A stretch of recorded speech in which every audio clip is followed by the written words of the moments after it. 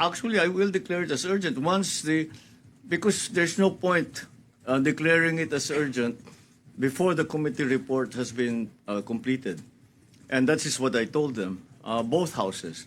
And I said, the minute that you have completed your committee reports, because when you declare a bill as urgent, the shortcuts, if you say, only begin on the plenary debates. So yung requirement of 3 working days between the reporting out from committee to the debate on the floor of is shortened.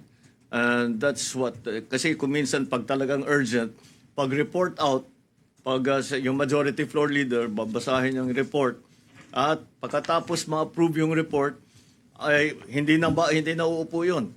They will then go straight to the third reading. So that's when the declaration of the bill as urgent really goes into effect.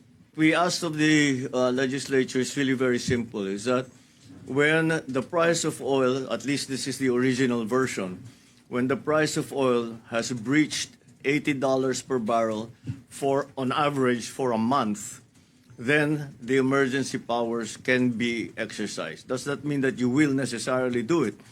But it can be exercised by the